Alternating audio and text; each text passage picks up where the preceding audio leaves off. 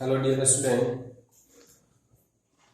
इस video lecture में हम लोग क्लास 10th का साइंस का first chapter chemical reactions and equations पढ़ेंगे। तो सबसे पहले हमारा टॉपिक जो है केमिकल रिएक्शंस एंड इक्वेशंस। तो केमिकल रिएक्शंस क्या होता है, इक्वेशंस क्या होता है, इसके बारे में पढ़ना है। उससे पहले हम देखते हैं कुछ चेंजेस के बारे में। जैसे आप 9th में पढ़े होंगे कि चेंज फिजिकल होता होगा या केमिकल चेंज होता होगा। दो तरह का चेंज आप पढ़े थे, कौन फिजिकल चेंज है कौन केमिकल चेंज है। इसका जब सबसे पहले हम रिवीजन कर लेते हैं। यहाँ पे बहुत सारा चेंजेस लिखा हुआ है, 5-6। इसको डिसाइड करना है कि कौन कौन सा चेंज होगा, कैसे होगा। तो फिजिकल चेंज में क्या होता है कि फिजिकल चेंज में कोई भी नया प्रोडक्ट का फॉर्मेशन नहीं होता है और फिर से वो वापस अगर चेंज जो हुआ है तो फिर से वो जो प्रीवियस स्टेट में वो प्रीवियस अपना जो पहले पुराना था वो फिर से गेन कर सकता है। केमिकल चेंज में क्या होगा कि हमेशा क्या होगा कि न्यू प्रोडक्ट फॉर्म होगा, मतलब पहले जो भी है चेंज होने के बाद वो एक नया ही बन जाएगा। जैसे कुछ एग्जांपल भी हम देते हैं, जैसे मेल्टिंग ऑफ आइस है, मतलब आइस अगर वाटर बन गया है तो आइस वाटर बन गया है, इसको आइस को गर्म करेंगे वाटर बन जाएगा। फिर से अगर वाटर को ठंडा करते हैं हम तो क्या होगा, फिर से वो आइस बन जाएगा। तो यहाँ पे प्रीवियस स्टेट को रीगेन कर रहा है। तो मेल्टिंग ऑफ आइस यहाँ पे क्या होगा, ये हमारा फिजिकल चेंज होगा।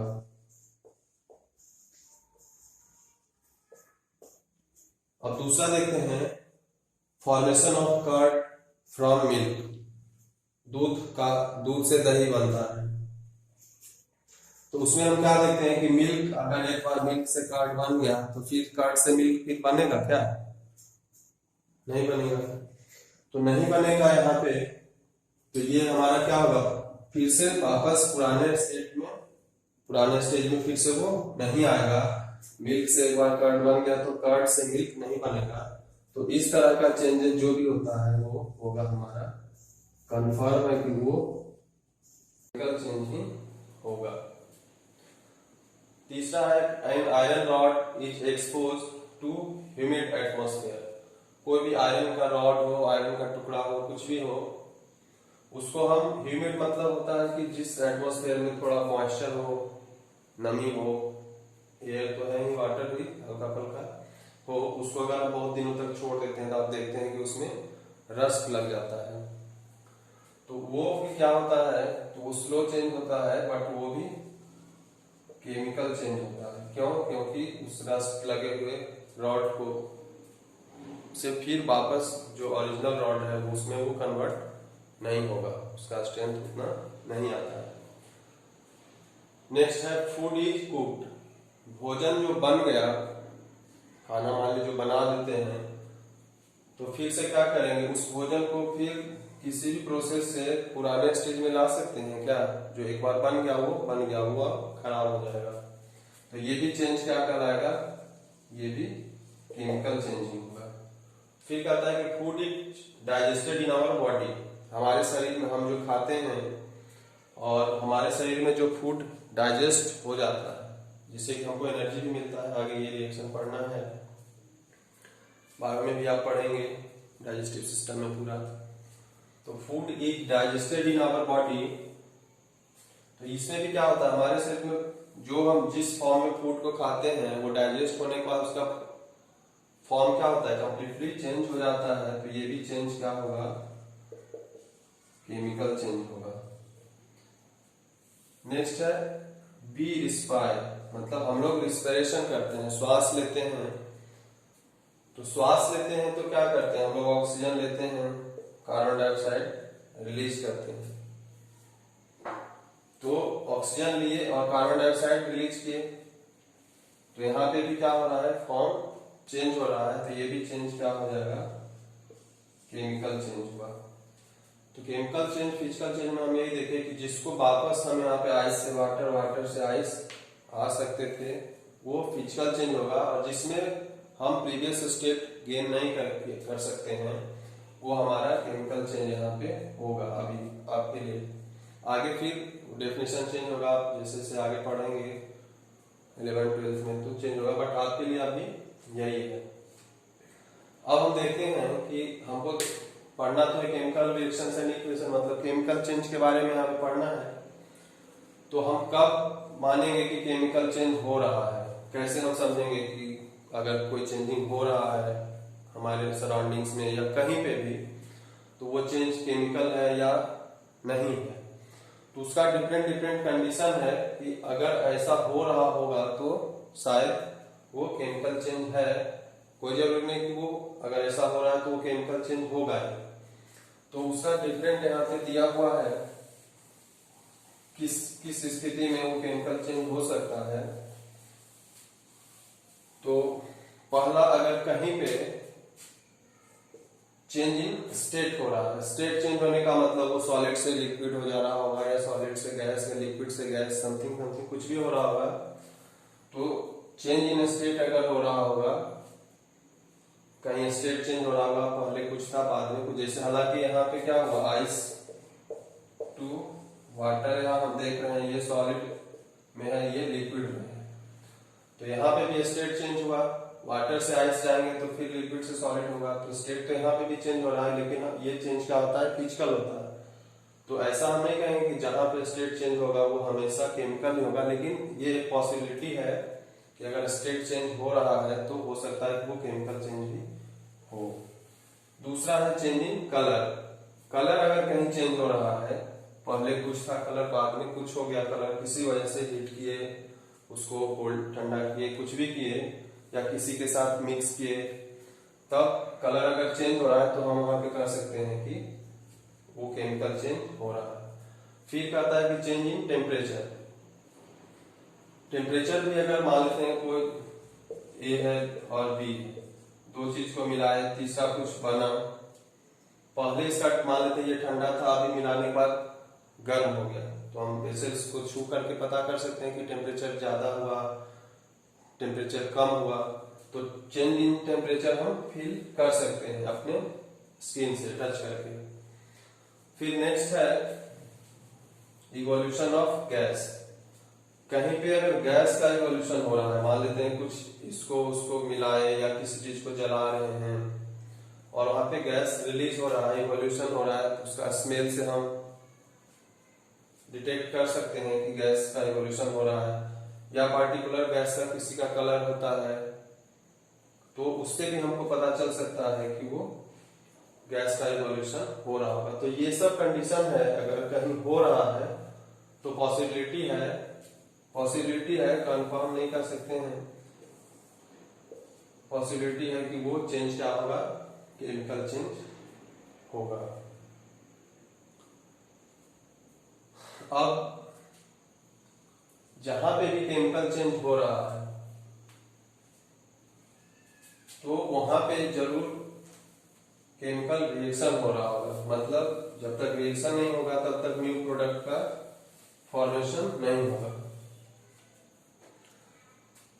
तो अब नेक्स्ट है केमिकल रिएक्शन कहें या केमिकल इक्वेशन कहें।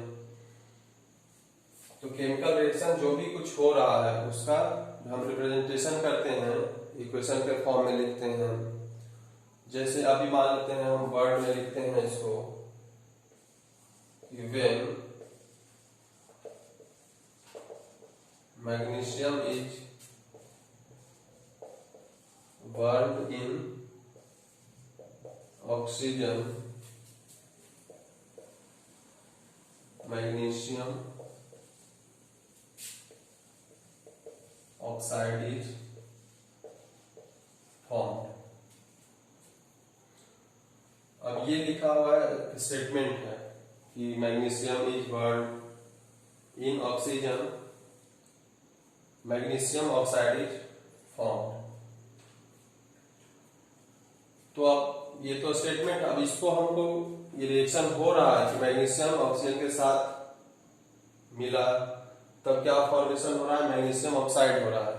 अब इसको हमको इक्वेशंस के फॉर्म में लिखना है।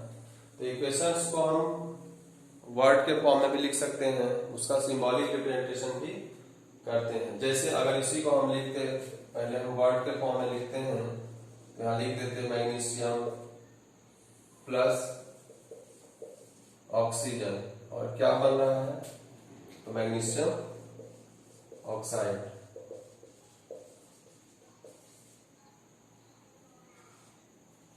अभी वर्ड इसी स्टेटमेंट को हम इस फॉर्म में लिख दिए हैं।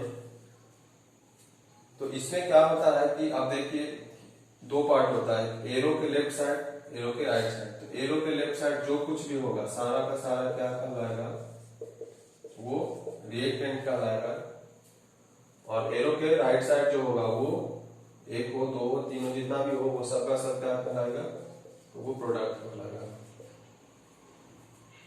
अब ये तो हुआ वर्ड इक्वेशन हुआ, हम वर्ड में लिखे हैं। आप लोग 9th में सिंबल भी पढ़े हैं सबका, हर एलिमेंट का सिंबल क्या होता है। कंपाउंड बनाने के लिए भी सीखे होंगे, अलग अलग वैलेंसी उसका यूज करके कंपाउंड बनाए हैं। अगर नहीं आता होगा तो उसको हम थोड़ा सा भी बता देंगे।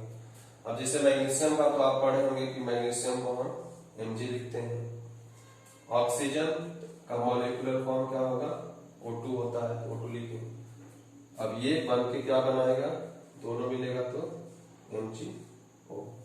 अब यही वर्ड इक्वेशन जो है उसका हम सिंबॉलिक रिप्रेजेंटेशन यहाँ पे किए हैं। तो सिंबॉलिक रिप्रेजेंटेशन ही हमारा क्या कहलाता है, केमिकल इक्वेशंस। ये इस फॉर्म को ही हम क्या कहते हैं, केमिकल इक्वेशन।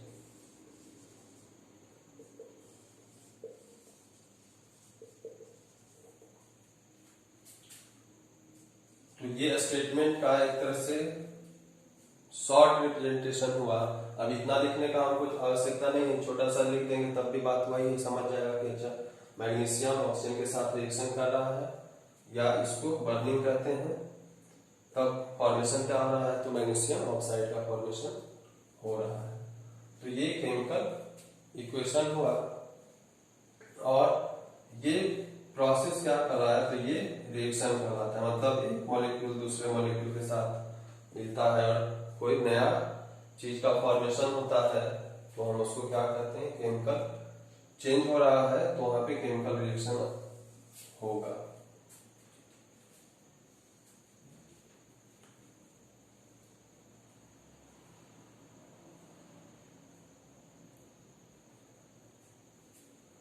अब नेक्स्ट है केमिकल, अगर आप रिएक्शन जहां कहीं भी केमिकल चेंज हो रहा है उसको अगर इक्वेशन के फॉर्म में आपको अगर लिखना आ गया,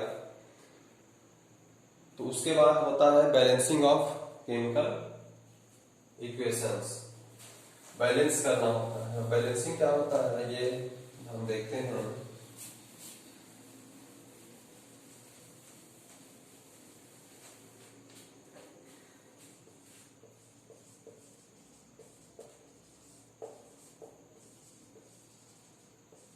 बैलेंसिंग ऑफ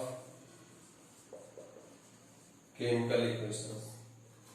बैलेंसिंग क्या होता है, जैसे अभी हम जो पढ़े हैं सीधा सीधा Mg प्लस O2 MgO। अब यही रिएक्शन है। बैलेंसिंग क्या होता है कि रिएक्टेंट के साइड, अभी हम आपको बताए थे कि एरो के लेफ्ट साइड जो भी होगा सबका सब रिएक्टेंट कहलाएगा, एरो के राइट में जो कुछ भी होगा वो प्रोडक्ट कहलाएगा।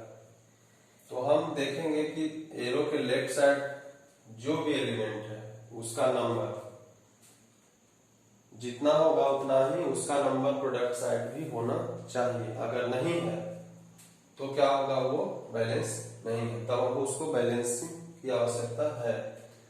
जैसे यहाँ पे हम देखते हैं रिएक्टेंट साइड Mg का नंबर कितना है, Mg यहाँ पे 1 है तो 1 है। ऑक्सीजन कितना है, इधर 2 है। ये रिएक्टेंट साइड। प्रोडक्ट साइड क्या है, तो Mg कितना है, 1 ही है। ऑक्सीजन कितना है, ऑक्सीजन भी 1 है। तो Mg तो बराबर है बट ऑक्सीजन क्या है, बराबर नहीं है। तब हमको इसको बैलेंस करने की आवश्यकता पड़ेगा। तो बैलेंसिंग में क्या होता है, उसका कुछ तरीका है कि ऐसा नहीं कि यहाँ पे 2 है यहाँ पे 1 है तो यहाँ पे हम अपने से 2 लगा देंगे, ऐसा नहीं होगा। जो कुछ भी आपको जितना, अगर इसको 1 है इसको 2 करना होगा तो हम 2 से मल्टीप्लाई करते हैं, और मल्टीप्लीकेशन कहाँ होगा तो उसके आगे होगा। जैसे अगर इसको यहाँ पे ऑक्सीजन हमको 2 चाहिए तो यहाँ पे हम नहीं कर सकते, ये जो पूरा मॉलिक्यूल है उसके आगे हम 2 लिखेंगे। तो यहाँ 2 लिखने से क्या होगा कि ऑक्सीजन तो 2 हो जाएगा, लेकिन साथ ही साथ मैग्नीशियम भी क्या हुआ, यहाँ पे मैग्नीशियम भी 2 हो जाएगा। तो अब यहाँ पे 2 लगाने से क्या हो गया, ऑक्सीजन तो 2 हो गया लेकिन मैग्नीशियम भी 2 हो जाएगा। अब यहाँ पे देखिए, जब हम पहले मैग्नीशियम बैलेंस था, ऑक्सीजन अनबैलेंस था, लेकिन अब जब हम ऑक्सीजन को बैलेंस किए तो मैग्नीशियम अनबैलेंस हो गया। तो अब यहाँ पे, वहां पे मैग्नीशियम 2 है यहाँ पे 1 है, तो सीधा सीधा अगर हम इसको 2 से मल्टीप्लाई कर देते हैं तो मैग्नीशियम यहाँ पे क्या हो जाएगा, 2 हो जाएगा। तो अब ये इक्वेशन क्या है, बैलेंस्ड है। तो इस तरह से हम बैलेंसिंग करते हैं। जनरली जिसका पहले सबसे ज्यादा नंबर होता है उसी को हम बैलेंस करने की कोशिश करते हैं। इसका कोई हार्ड एंड फास्ट टूल नहीं है, वो आप बहुत करोगे 10-5 तब आपका अपना कॉन्फिडेंस आ जाएगा कि वो आप लगेगा कि नहीं हम लोग कर सकते हैं।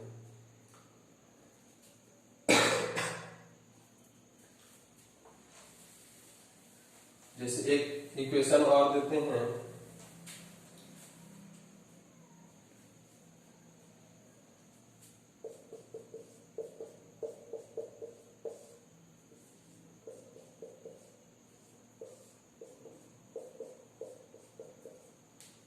ये रिएक्शन है Fe plus H2O Fe3O4 plus H2, ये बन रहा है। तो इसका भी हम देखते हैं कि रिएक्टेंट साइड क्या है, आयरन कितना है, 1 है, हाइड्रोजन कितना है तो 2 है, ऑक्सीजन कितना है तो 1 है। अब उस साइड देखते हैं तो आयरन कितना है तो 3 है, ऑक्सीजन कितना है 4 है, हाइड्रोजन कितना है तो 2 है।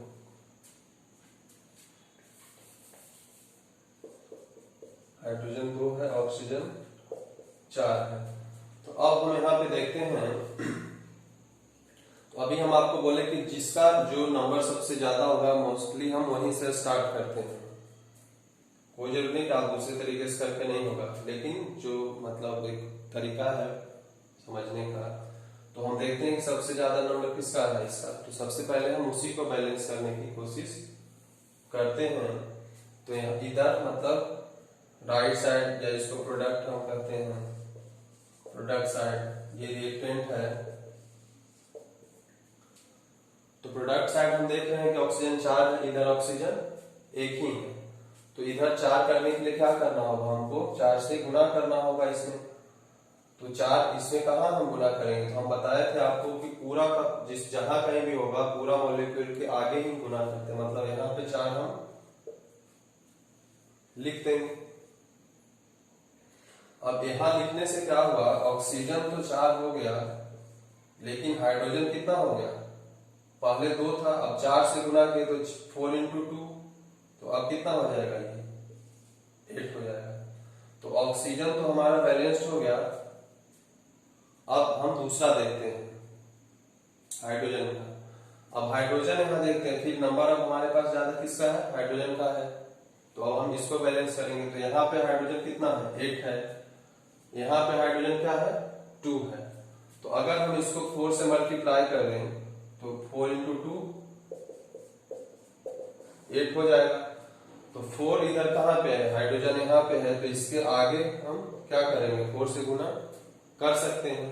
तो 4 से गुना कर दिए तो ये भी क्या हो जाएगा, ये भी 8 हमारा हो गया। अब हाइड्रोजन भी बैलेंस हो गया। अब हम आयरन देखते हैं। आयरन रिएक्टेंट साइड में 1 है, प्रोडक्ट साइड में 3 है। तो अगर हम इसमें 3 से गुना करें तो क्या हो जाएगा, 3 हो जाएगा। तो 3 यहाँ पे 3 क्या करना होगा, इस आयरन में क्या होगा 3 आगे हम मल्टीप्लाई कर देंगे। कभी भी इधर हम नहीं लिखेंगे, जब भी मल्टीप्लाई होगा तो वो आगे ही होता है। अब ये यहाँ पे भी क्या हो जाएगा 3 हो जाएगा। अब यहाँ पे क्या है, आयरन भी बैलेंस हो गया है। तो इस तरीके से हम स्टार्ट करेंगे। आप कुछ रिएक्शंस है बुक से पढ़ेंगे, टेक्स्ट बुक से प्रैक्टिस करेंगे, तो ऐसा नहीं कि एक बार में हो जाए, लेकिन वो धीरे धीरे होगा। आपको कॉन्फिडेंस आने लगेगा कि हम इसको बैलेंस कर सकते हैं। तो बैलेंसिंग ऑफ इक्वेशन का कोई ज्यादा परेशानी नहीं है। एक अभी आपको हम देते हैं,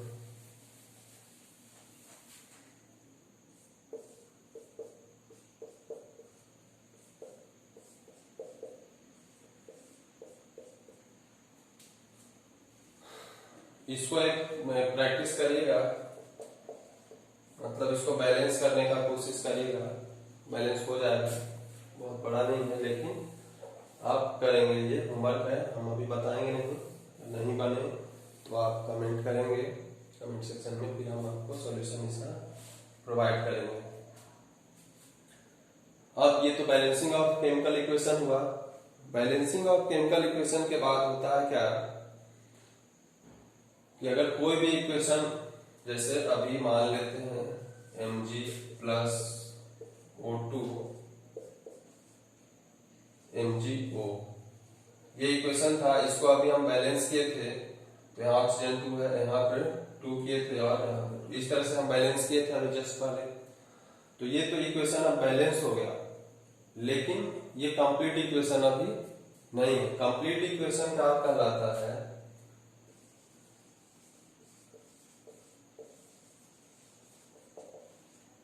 कंप्लीट इक्वेशन का मतलब क्या हुआ कि अब इससे हमको ये नहीं पता चल रहा है कि मैग्नीशियम ऑक्सीजन के साथ कैसे क्या हुआ होगा, हीट दिए होंगे या इसको ठंडा किए होंगे या प्रेशर बढ़ाए होंगे या क्या किए होंगे कि ये प्रोडक्ट हमारा फॉर्मेशन हो गया। तो हमारा यहाँ पे इंफॉर्मेशन क्या है, पूरा दिया हुआ नहीं है। या फिर मैग्नीशियम किस स्टेट में था, सॉलिड था, लिक्विड था, गैस था, ऑक्सीजन कैसा था, बाद में जो फॉर्मेशन हुआ वो किस स्टेट में हुआ, टेम्परेचर इसमें दिया गया या रिलीज हुआ, कलर का चेंजिंग कैसा हुआ या क्या हुआ, जो भी यहाँ पे है कंप्लीट इंफॉर्मेशन नहीं है। तो हम उसको इंफॉर्मेशन कंप्लीट करने क्या हुआ कि जो भी रिएक्टेंट या प्रोडक्ट है तो हम उसका स्टेट लिखते हैं। कंप्लीट इक्वेशन, केमिकल इक्वेशन लिखने का ये तरीका है कि बैलेंस तो होना ही चाहिए। बैलेंस होने के बाद क्या है उसका स्टेट, जैसे मान लेते हैं इस इक्वेशन में मैग्नीशियम अगर सॉलिड है तो हम यहाँ पे सॉलिड लिख देंगे। सॉलिड के लिए S, लिक्विड के लिए L, गैस के लिए हम G करते हैं, लिखते हैं।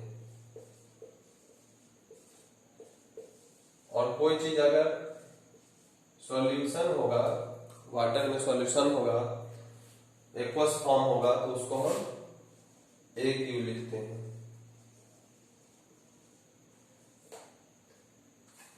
फिर कोई चीज अगर सॉल्यूशन में नीचे बैठ जाएगा तो उसको हम PPT लिखते हैं। PPT यानी कि प्रेसिपिटेट।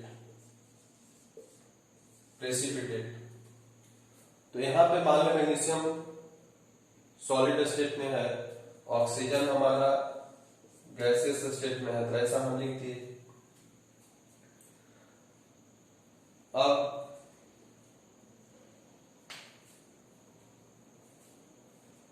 ये जो मैग्नीशियम ऑक्साइड बनेगा ये भी सॉलिड ही बनेगा। और यहाँ पे क्या होगा, अगर हमको हीट देने की आवश्यकता हुई तो वहां पे हम क्या लिख देंगे, तो अब हमको पता चल जाएगा कि ये पहले सॉलिड था, ये गैस था, बाद में जो बना ये क्या हो गया है, वो जो भी प्रोडक्ट हमारा बना है वो सॉलिड है, उसके लिए हमको कुछ हीट देना पड़ा है। तो अब ये इंफॉर्मेशन क्या हो जाएगा, लगभग कंप्लीट है। मतलब यहाँ से समझा जा सकता है कि कौन कैसा था, किस स्थिति में कैसे रिएक्शन हुआ। अब उसी तरह से यहाँ पे है एक रिएक्शन, जिससे अभी हम ऊपर लिखे हैं CO plus H2 CH3 OH, क्योंकि अभी हम आपको बोलेंगे आप इसको बैलेंस करिएगा। तो बैलेंस तो आप करेंगे, हम इसका स्टेट की अभी बात करते हैं। तो स्टेट हम इसका, तो यहाँ पे क्या होगा, हम जानते हैं कि कार्बन मोनोऑक्साइड जो होता है वो गैसियस फॉर्म में होता है, तो हम उसके लिए क्या लिख देंगे, G लिखेंगे। हाइड्रोजन भी जानते हैं कि ये भी क्या होता है, गैस होता है। और इधर जो कंपाउंड ये जो बना है वो CH3OH, इसका नाम अभी आप अगर नहीं जानते होंगे तो इसका नाम होता है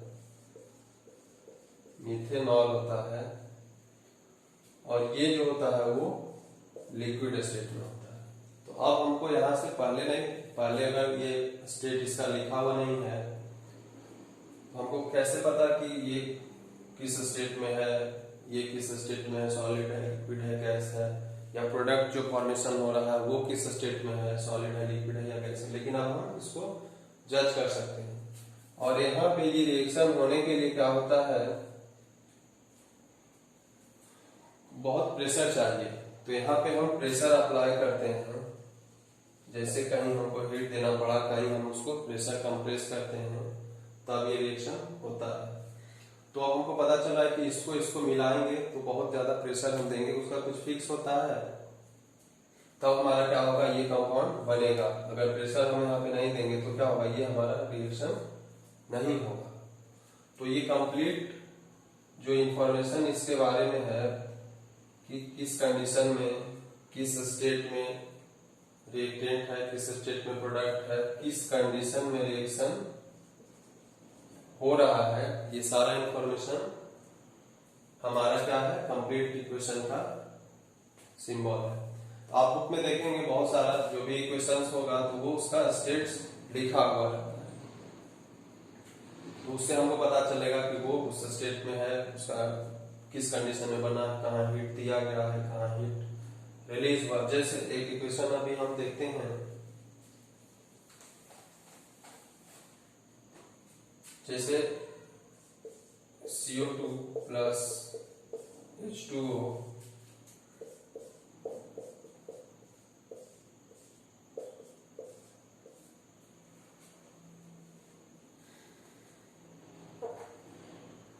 ये इक्वेशन है, ये इक्वेशन कहलाता है फोटोसिंथेसिस। फोटोसिंथेसिस है, जानते हैं कि प्लांट अपना भोजन उससे बनाता है, फोटोसिंथेसिस से। वो कार्बन डाइऑक्साइड उसको चाहिए, वाटर रूट अपना वो अर्थ से लेता है, और उसके बाद वो ग्लूकोज और ऑक्सीजन देता है, जो कि ऑक्सीजन फिर हम लोग उसको यूज करते हैं। तो इसमें और क्या है, तो कार्बन डाइऑक्साइड और केवल वाटर के मिलने से हुआ क्या, तो हम लोग पढ़े हैं कि उसके लिए और क्या चाहिए, तो उसके लिए चाहिए सनलाइट भी होना चाहिए। अगर सनलाइट नहीं है, रात में क्या होता है, रात में फोटोसिंथेसिस नहीं होता है, क्यों, क्योंकि सनलाइट नहीं है। तो ये उसका कंडीशन है, ये अगर होगा तभी ये रिएक्शन होगा, अदरवाइज ये रिएक्शन नहीं होगा। फिर कहता है कि सनलाइट तो चाहिए ही, उसके अलावा क्या होना चाहिए, क्लोरोफिल भी होना चाहिए। क्लोरोफिल भी होना चाहिए, अगर ये हो सनलाइट भी हो, क्लोरोफिल नहीं हो तब भी ये फॉर्मेशन नहीं हो पाएगा। तो ये सारा कंडीशन है कि एक तरह से ये कैटलिस्ट का काम करता है, मतलब वहां पे वो अगर प्रेजेंट होगा तभी वो रिएक्शन होगा, नहीं होगा तो रिएक्शन नहीं होगा। तो ये पूरा कंप्लीट कंडीशन है कि क्या होगा, तब क्या फॉर्मेशन होगा, किस फॉर्म में वो बनेगा, फिर इसका स्टेट लिखा हुआ रहेगा। तो कार्बन डाइऑक्साइड यहाँ पे जो होता है वो किस फॉर्म में यहाँ पे लेगा,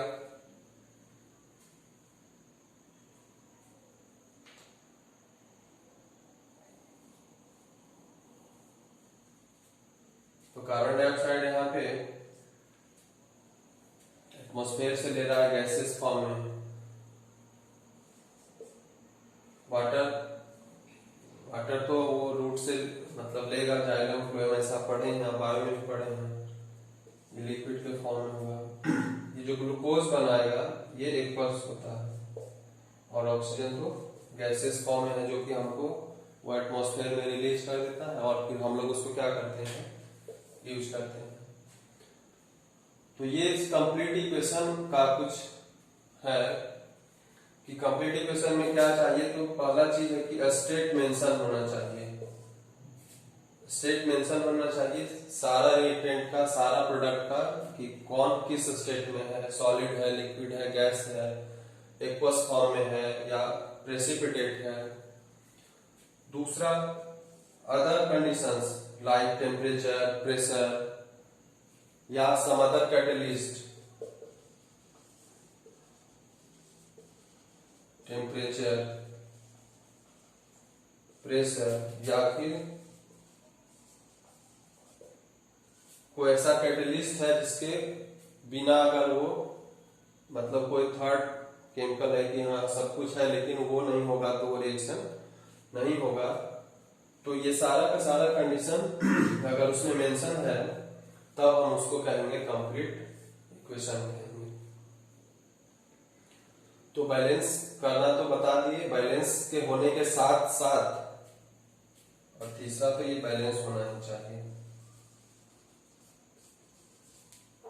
तो ये कंप्लीट इक्वेशन का ये कैरेक्टरिस्टिक है कि उसमें स्टेट मेंशन होना चाहिए, वो बैलेंस्ड हो, उसमें टेम्परेचर, प्रेशर, कैटलिस्ट या अदर कंडीशंस जो भी यूज हुआ हो, कहीं करंट देना, इलेक्ट्रिसिटी देना पड़ा हो तो वो सारा चीज मेंशन होना चाहिए। मतलब देख के वो सारा का सारा कोई भी जज करे कि ऐसा है कि ये इस स्टेट में, इस स्टेट में है, और इसको सनलाइट चाहिए या हीट चाहिए या इलेक्ट्रिसिटी चाहिए या उसके अलावा भी कुछ और चाहिए या इतना प्रेशर चाहिए, तब हम उसको क्या कहेंगे, कंप्लीट इक्वेशन कहेंगे।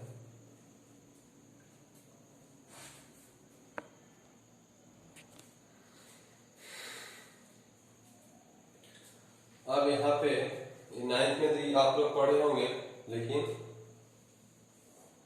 अगर रिमाइंड नहीं है, याद नहीं है, तो हम एक बार रिमाइंड करा देते हैं आपको कि किस आयन पे यह 1 चार्ज है, किस पे 1 माइनस है, कौन से रेडिकल्स पे +1 है, किस रेडिकल्स पे -1 है, किस पे +2 चार्ज है, किस पे -2, किस रेडिकल्स पे -2, किस पे +3, -3। इससे क्या होगा कि इससे आप 9th में पढ़े होंगे आप कि कंपाउंड जिसे बनाते थे यहाँ पे आवश्यकता पड़ेगा। मान लेते हैं कि आपको सोडियम क्लोराइड बनाना हो, तो आपको पता नहीं है कि सोडियम क्लोराइड का फॉर्मूला क्या होगा।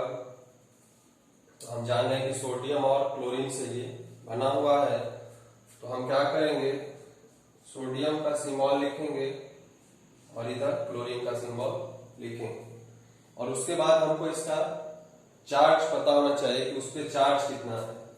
तो सोडियम पे कितना चार्ज है, 1 पॉजिटिव है, तो पॉजिटिव और निगेटिव हो उससे मतलब नहीं है, पर आपको याद रखना है। लेकिन हम उसका केवल नंबर लिखते हैं, जैसे सोडियम का तो अगर 1 चार्ज है, 1 वाले में है ये, तो 1 लिखे। क्लोरीन पे एक निगेटिव चार्ज होता है, तो उसके लिए भी हम 1 ही लिखते हैं। अब उसके बाद इसको क्रॉस मल्टीप्लिकेशन हम कर देते हैं। क्रॉस मल्टीप्लिकेशन करने से क्या हुआ, क्या ये Na का भी नंबर 1, Cl का भी नंबर 1, तो हम क्या करते हैं, उसको हम लिख देंगे NaCl। 1 लिखने की आवश्यकता नहीं है, अगर 2, 3 कुछ होता तो हम लिखते हैं, जैसे आगे भी आपको हम बताते हैं। मान लेते हैं कि अभी हमारा कोई भी, मान लेते हैं कि सोडियम कार्बोनेट बनाने की आवश्यकता हमको है, सोडियम कार्बोनेट। अब सोडियम कार्बोनेट का क्या फॉर्मूला है हमको नहीं पता है, हमको बनाना है, तो कैसे बनाएंगे। तो सोडियम का हमको सिंबल पता होना चाहिए कि सोडियम का सिंबल क्या होता है, तो Na। कार्बोनेट का हमको पता होना चाहिए कि कार्बोनेट ये है, कार्बोनेट का क्या होता है, CO3 होता है, और उस पर 2 निगेटिव चार्ज होता है उसके पास। तो हमको ये पता है कि कार्बोनेट CO3 को कहते हैं। अब उसके बाद इसका चार्ज हम लिखेंगे जो भी है। तो अभी सोडियम का चार्ज कितना है 1, कार्बोनेट के पास कितना है तो 2 नेगेटिव है, तो हम 2 लिखते हैं, केवल न्यूमरल लिखेंगे, प्लस माइनस का कोई जरूरत नहीं। अब इसको क्या करेंगे हम यहाँ पे क्रॉस मल्टीप्लीकेशन यहाँ पे कराते हैं। तो सोडियम के पास कितना है, सोडियम ये 2 कहाँ जाएगा, इसके साथ जाएगा, तो लिखेंगे क्या इसको Na2, और CO3 के पास क्या आया 1, तो 1 तो हमको लिखने की आवश्यकता नहीं है। तो ये हमारा क्या होगा सोडियम कार्बोनेट Na2CO3। कोई दूसरा मान और बनाना हो, कोई भी मान लेते हैं कि मैग्नीशियम बाइकार्बोनेट बनाना हो, मैग्नीशियम बाइकार्बोनेट। तो मैग्नीशियम का सबसे पहले हम जानते हैं कि मैग्नीशियम का Mg होता है सिंबल, चार्ज कितना है 2+, तो हम उसको लिख लेंगे कि मैग्नीशियम है, इसके पास चार्ज कितना है 2 है। अब बाइकार्बोनेट है तो सबसे पहले ये पता होना चाहिए कि बाइकार्बोनेट किसको कहते हैं। तो ये जो है HCO3 ये बाइकार्बोनेट कहलाता है, इस पे चार्ज कितना होता है 1, माइनस का 1। तो हम यहाँ पे लिखेंगे HCO3 और चार्ज कितना होगा इसका तो 1। नाम आपको पता होना चाहिए, sodium, potassium, silver, hydrogen, copper. Copper का 1 होता है भी और कॉपर का यहाँ 2 भी होता है, तो आपको लिखा हुआ रहेगा कि कंपाउंड आपको बनाना है तो कॉपर 2 ब्रैकेट में ऐसा दिया हुआ रहेगा, या 1 बनाना है ऐसा दिया हुआ रहेगा। जैसे आयरन का भी 2 भी होता है 3 भी होता है, तो आपको दिया हुआ रहेगा किससे बनाना है। ऑक्सीजन, सल्फर, नाइट्रोजन पे 3 नेगेटिव होता है, एल्युमिनियम पे 3 पॉजिटिव होता है, आयरन पे 3 भी होता है और 2 भी होता है, जैसा आपको बनाना हो। NH4 है, इसको अमोनिया कहते हैं, अमोनियम आयन है ये, इस पे +1 चार्ज होता है। ये हाइड्रोक्साइड है OH -1 होता है। ये नाइट्रेट है उस पे -1 है, बाइकार्बोनेट है उस पे -1 है, कार्बोनेट पे 2 है नेगेटिव, सल्फाइड पे 2 नेगेटिव है, सल्फेट पे भी 2 नेगेटिव है, फॉस्फेट पे 3 नेगेटिव है। तो नाम सबका पता होना चाहिए आपको। तो अब मैग्नीशियम बाइकार्बोनेट यहाँ पे भी क्रॉस मल्टीप्लीकेशन कराएंगे, तो मैग्नीशियम के साथ क्या होगा 1 जाएगा, तो 1 लिखने की आवश्यकता नहीं है, लिख देंगे। अब ये HCO3 के साथ 2 गया, तो पूरा के साथ 2 गया, ध्यान देंगे कि 2 ऐसा नहीं कि किसी एक के साथ लिख लेंगे, ये पूरे के साथ 2 गया है, तो पूरे के साथ 2 जाएगा, तो पूरा हम ऐसे ही लिख देंगे HCO3 जो पहले से है, और इस पूरे के साथ क्या गया 2, तो हम ऐसा लिखेंगे। तो इस तरीके से हम केमिकल मतलब उसका फॉर्मूला, कोई भी कंपाउंड का केमिकल फॉर्मूला लिख सकते हैं। लेकिन इसके लिए है कि हमको ये याद होना चाहिए कि किस का आयन का कितना चार्ज है उस पे, वो चार्ज क्या होगा उसका न्यूमरल वैल्यू नीचे हम लिखते हैं, क्रॉस कराते हैं और उसके बाद उसको हम लिख देते हैं। आप कुछ ट्राई करिएगा अपने से, कुछ दे देते हैं आपको होमवर्क, लिख के देखिएगा। पहला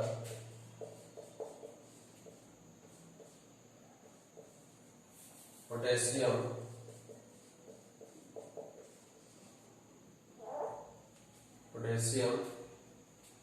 कार्बोनेट,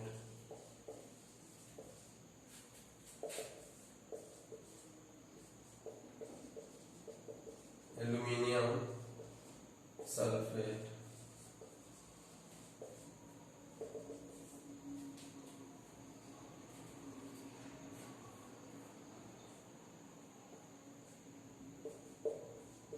आयरन फॉस्फेट, चौथा